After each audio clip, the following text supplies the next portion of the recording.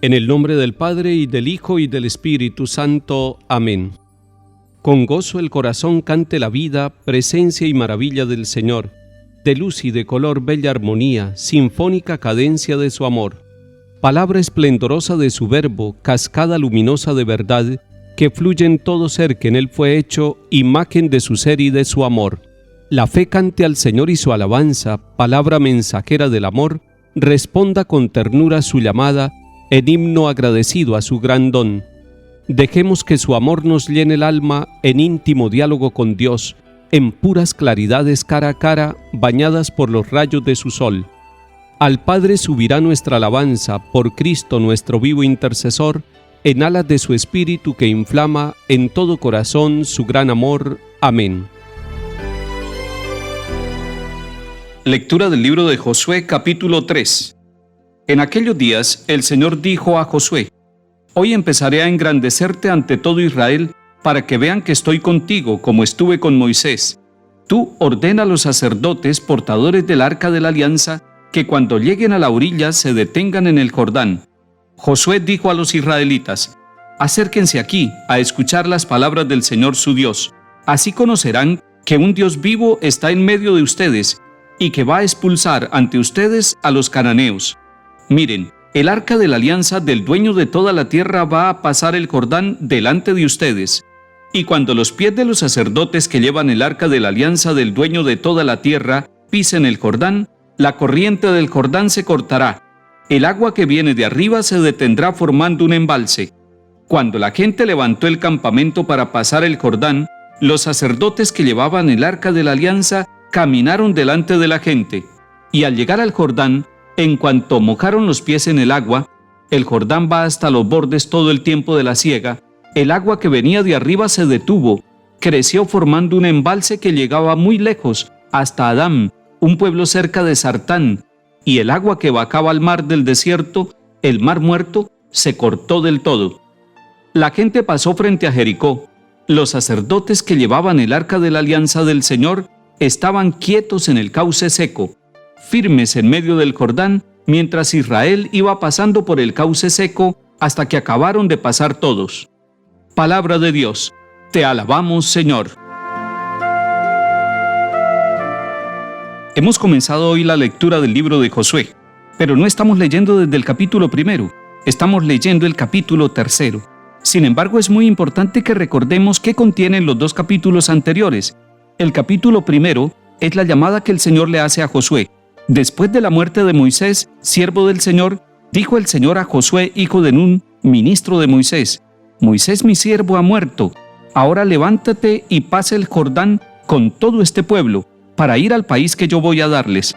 Además, después de elegirlo y de anunciarle la misión que tiene respecto al pueblo de Israel para que llegue a la tierra prometida conducida por él, Josué recibe en este capítulo 1 palabras de ánimo de parte de Dios como estas: Tú ten mucho ánimo y sé valiente para cumplir todo lo que te mandó mi siervo Moisés.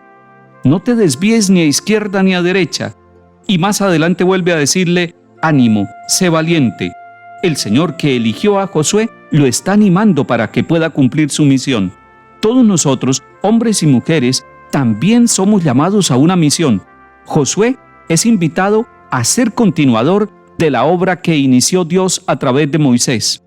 En el capítulo 2 nos encontramos en este libro de Josué una escena interesante. Josué manda unos nuevos exploradores, unos espías del pueblo de Israel, adelantándose a Jericó para conocer la tierra, para ver la realidad. Allí son detectados y tienen que esconderse en la casa de una prostituta llamada Rahab.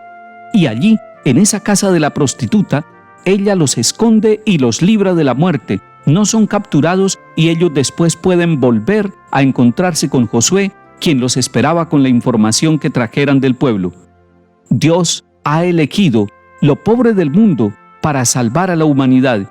Ella se convirtió también en un instrumento de Dios, no solamente para salvar a los espías de Josué, sino para permitir que el plan de Dios se realizara. Y ahora sí, aterricemos en el capítulo 3, que estamos leyendo en el día de hoy. Tiene dos elementos centrales: el arca y el río. El arca, el símbolo de la alianza y de la presencia de Dios.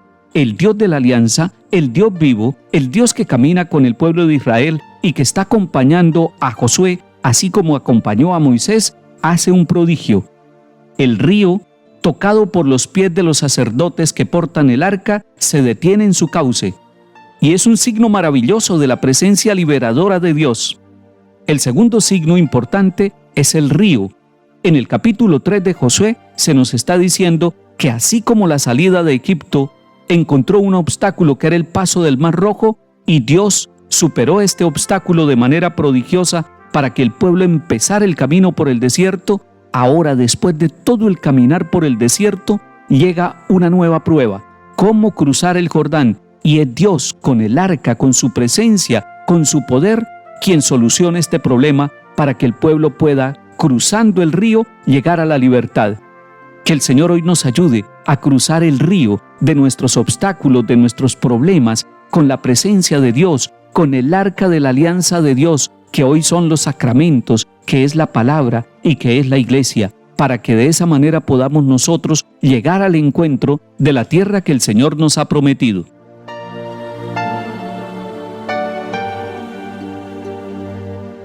Salmo 113. Cuando Israel salió de Egipto, los hijos de Jacob de un pueblo balbuciente. Judá fue su santuario, Israel fue su dominio. El mar al verlos huyó, el Jordán se echó atrás, los montes saltaron como carneros, las colinas como corderos. ¿Qué te pasa, mar, que huyes? Y a ti, Jordán, que te echas atrás. Y a ustedes, montes que saltan como carneros, colinas que saltan como corderos.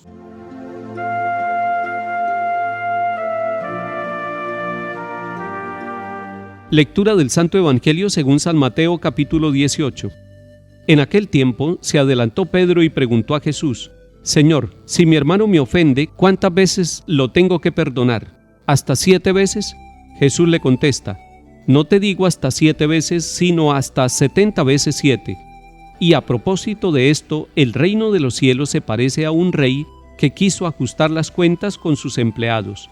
Al empezar a ajustarlas, le presentaron a uno que debía 10,000 talentos. Como no tenía con qué pagar, el Señor mandó que lo vendieran a él con su mujer y sus hijos y todas sus posesiones, y que pagara así. El empleado, arrojándose a sus pies, le suplicaba diciendo: Ten paciencia conmigo y te lo pagaré todo. El Señor tuvo lástima de aquel empleado y lo dejó marchar, perdonándole toda la deuda. Pero al salir el empleado aquel encontró a uno de sus compañeros que le debía 100 denarios y agarrándolo lo estrangulaba diciendo: Págame lo que me debes. El compañero, arrojándose a sus pies, le rogaba diciendo: Ten paciencia conmigo y te lo pagaré. Pero él se negó y fue y lo metió en la cárcel hasta que pagara lo que debía.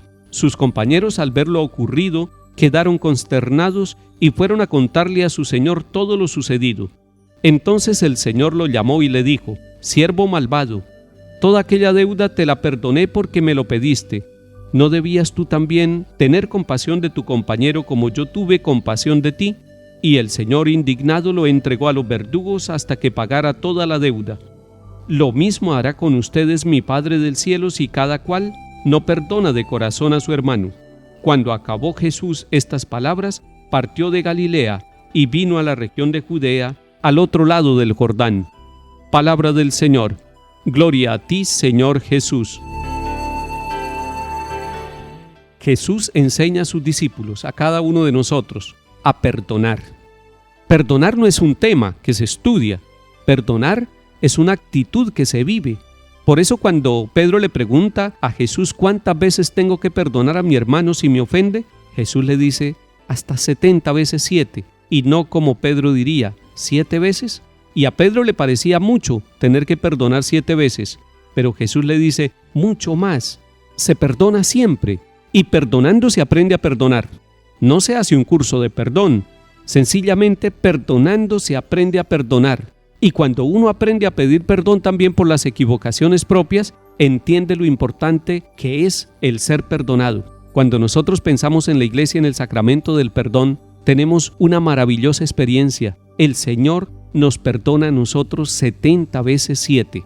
Él nos ha perdonado una y otra vez de ese mismo pecado que hemos confesado o de muchos pecados que hemos confesado en la vida.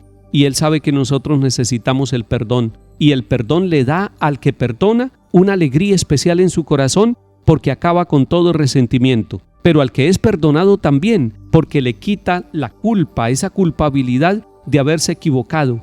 Cuando uno es capaz de perdonar al otro, lo está liberando, y cuando uno es capaz de pedir perdón, se está liberando uno de aquellos errores que ha cometido en la vida. El perdón es un acto de liberación, es un acto de misericordia y de amor.